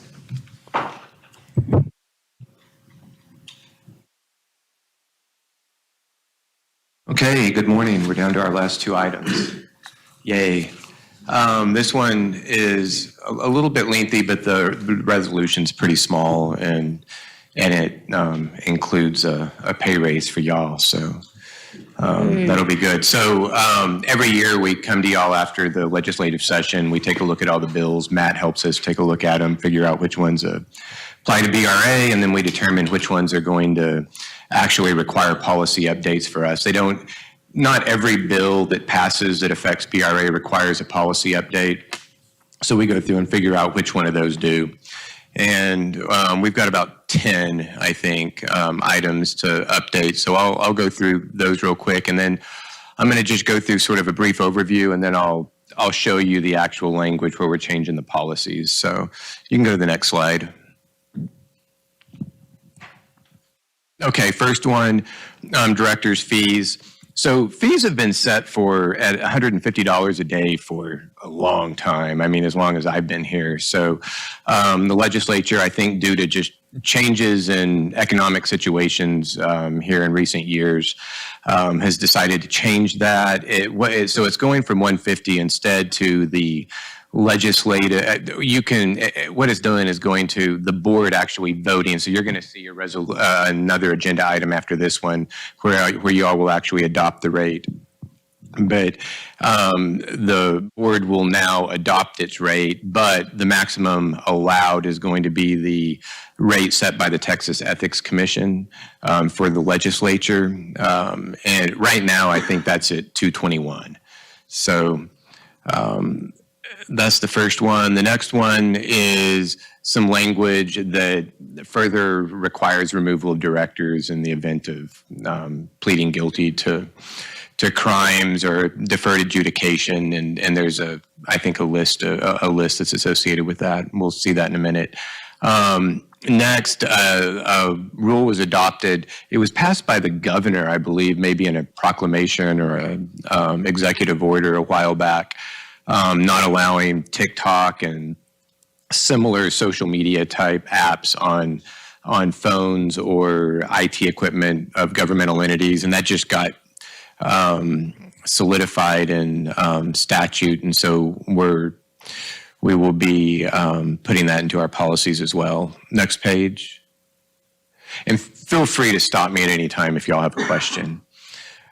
Procurement. So this is actually a bill that was passed a few years back, and we've been doing this whenever we go through our procurement process. They updated the bill this time around, and we didn't put it into our policy, although we always do it, but we decided to go ahead and just add it to our policy since it's been updated, and since it is something that we deal with on a regular basis. And basically, it just requires that if a vendor is going to execute a contract with the BRA and that contract is over $1 million, or it's a contract that requires execution or requires board approval, or dealing with a registered lobbyist, then that vendor has to go sign a form that's over with the Ethics Commission, and before they can execute the contract with us. The next one, they updated indemnity language that we must have in our contracts if we're doing a contract with an appraiser. Next one is a pretty big one, procurement. So we have there's a threshold over in the water code when you're doing procurement on construction contracts that has, at one point it was $50,000. A long time ago it was $25,000. So if you were over $25,000, you had to go out for a bid, advertise for bids, as opposed to just calling up and getting quotes or getting written quotes. That eventually went up to $50,000, and then it went up to $75,000. We have always kept it low in order to be conservative. Our policies right now are set still at $50,000. And so if a contract is over $50,000, you've got to go out for advertised bids. If it's under that, then we can do quotes. The legislature doubled it. They raised it from $75,000 to $150,000. We're just going to do the same. We're going to go from $50,000 to $100,000. So now if a project looks like it's going to be over $100,000, then we'll go out for advertising bids. And if it's under that, we can get quotes. And then they did the same thing on the quote. They raised it from $25,000 to $50,000. It's to $25,000 to $100,000. So we're making the same change there. Next slide. Similarly, when it comes to change orders, there used to be that if on a construction contract, it required a change order that was going to be $50,000 or more. One single change order, not the aggregate of change orders. You'd need to get board approval in order to do one that's $50,000 or more. That's been raised to $150,000 because we do have a number of projects that are pretty high dollar. We're recommending raising that to $150,000 as well, so that we're going to be able to more smoothly handle projects. And really, that hasn't been an issue in the past. We generally don't get that many change orders, but we do have some big projects coming up. So let's see, the next one, additional miscellaneous methods of procurement. So this is another one in our policy manual. I would say a few years ago, a few sessions back, we adopted language in relation to the various alternative methods of purchasing that BRA can do, such as purchasing through co-ops, purchasing through maybe federal buy boards or state buy boards. And one of those is purchasing through the Department of Information Technology for the state of Texas. And generally that's for state agencies, but they have limited exception areas where local governmental entities can do it. And so we have a pretty lengthy section because there's a lot of details involved, but they seem to be changing this on a regular basis and making it more and more available to local government entities like the BRA or cities. So what we're doing is just deleting that section basically out of our policy and just saying for a more simplified version that just says that we're able to avail ourselves of purchasing through DIR so long as we're staying within the rules for local governments. It's just simplifying the language and the policy. Next, security incidents. So a bill was passed that requires reporting in the event of things like ransomware attacks or other cybersecurity type incidents. It requires, if something like that were to happen to the BRA, that we've got to report it to the Department of Information Technology and the state of Texas. And so we're adding that language for those reporting requirements. And then finally, I think next slide, I think it's the last one. Yeah, 10. Property rights. There's additional language that was added if you're entering into a lease. And in case you're wondering, we just talked about entering into a lease on that last one. And so yes, this language will need to be added to the lease. It's language that requires that if somebody, a person, a firm or whatever is going to enter into a lease agreement leasing a governmental entity's land, you've got to build in language that requires them, if they're going to make improvements to that land, that they put up bonds so that in case there's a failure on the part of the contractor or to do the work properly or whatever, there's money available in order to fix those issues. And so that hasn't been a requirement in the past. So that's sort of an overview of them. I'll show you all the language changes. Can you bring up the PDF, Lisa?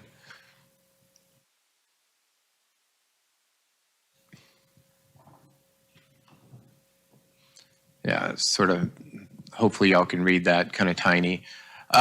So this is the language, the actual language where we're going to be in red is what we're changing. Oh, and one other item I think I neglected to mention on the director's fees is that there's also an annual limit. The annual limit before it was $7,200. That's been changed to the equivalent of 60 days of pay. So I don't know what that adds up to, multiply 221 times 60, and that would be the annual limit. Next slide. This is the language regarding removal from the board. You see it, any of these offenses, bribery, theft, perjury, coercion, tampering with government record, misuse of official information, abuse of official capacity, conspiracy to commit any of these above offenses. Next slide. Next slide. This is a social media. You see it's banning TikTok or any successor application developed or provided by ByteDance Limited. Or any other social media. And if you read through that section of the government code, basically it reverts back to whatever the governor declares is something that should be banned. Next slide. This is the disclosure language. So if you're over $1 million or board resolution or lobbyists, they've got to go through this ethics disclosure. Next slide. Limitation. This is kind of long, but this is the language regarding limitations on indemnification of appraisers. We have something very similar in our policies, almost identical for engineers and architects as well, and they just expanded out to appraisers also. And we make sure all of our contracts track this language. Next line. our next slide. Here we're changing to 100,000 from 50,000 on the bidding limitations. Next line. This is where we're changing that information on the DIR contracts. Basically, we're just saying that we only need to track stay within the bounds of the DIR law for governmental entities. Keep going. And keep going. Oh, wait, go back one. Sorry. Security incidents. This is a reporting requirement for if we have ransomware attacks or other similar type security-related incidents. And next slide. Finally, leases, that they'll have to execute bonds in relation to leases for work on our property, doing improvements. And that is it. Does anybody have any questions? That's a lot to digest. Yes, sir. On the contracting limits? Yes. Does that apply for professional services? It does not. Okay. No. Professional services are negotiated separately. We go out for requests for proposals on. Regardless of the limit? Regardless. Okay. Yeah, well, yes. We go out for proposals on there. We do have an ability under TCEQ regulations, if it's going to be less than $25,000, we have the ability to enter into what we call them IDIQ, indeterminate quantity, indeterminate. I don't remember what the D stands for, top of my head, but we will enter into basically a contract with an engineering firm that we've gone out for bid and we've selected. We went out, or not bid, we went out for proposals, selected into a contract where if we have small projects come up within their area of expertise, say structural engineering or dam-related engineering, electrical engineering, then we can enter into we make service orders that are going to be less than $25,000. Okay, that's what I was trying to get at. Yeah, okay. Yes, sir. But if it's over $25,000, then yes, we go out for RFP and enter and then negotiate with whoever we determine is the most qualified. Right. And also to that point, indefinite delivery, definite. Oh yeah, there we go. Indefinite delivery. Yeah. We do put out a request for proposals to execute the contract before we start issuing services. Yes. Thank you. Yes, sir. Anybody else? Okay, well, I think we can do the resolution.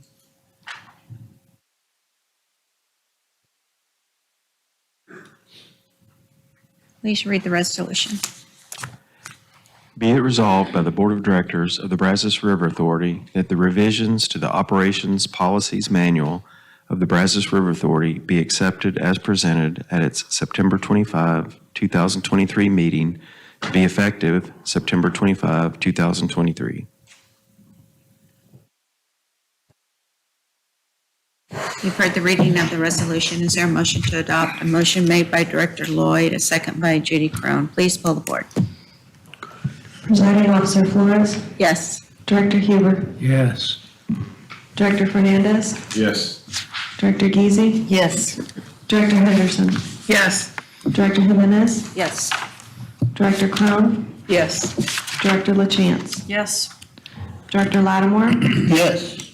Director Lloyd, Yes. Director Luton, Yes. Director Embro, Yes. Director Savage, Yes. Director Wilson. Yes. Agenda item number 13, discussion and possible action on adoption of rate for director fees of office by Riley Wood Senior Staff Council.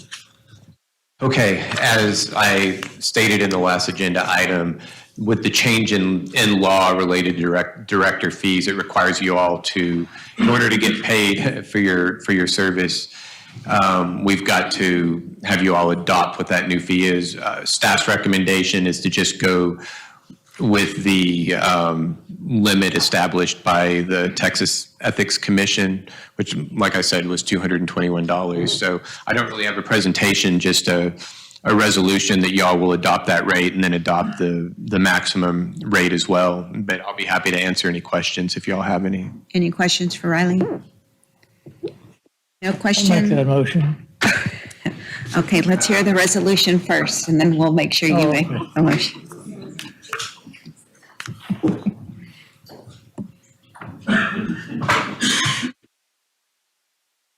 Be it resolved by the Board of Directors of the Brazos River Authority that the daily rate for fees of office to be received by directors for each day spent performing the duties of a director shall be the per diem rate set by the Texas Ethics Commission for members of the legislature under Section 24A, Article 3 of the Texas Constitution to be effective September 25, 2023.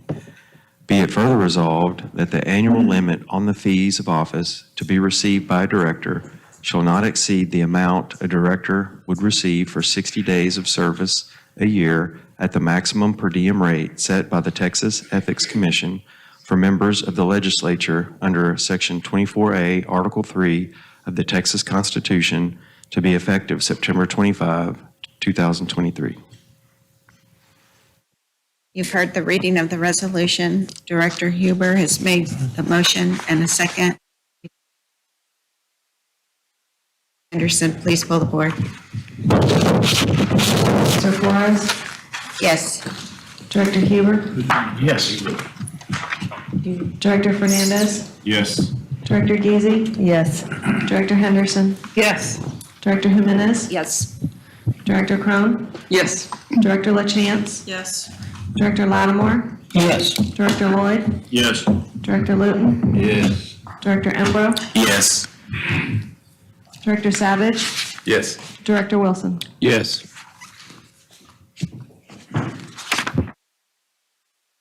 This time, I'll entertain a motion to adjourn. Motion made by Director Savage. All in favor? Aye. Anybody want to hang out a little bit longer? All right. It's 11:54.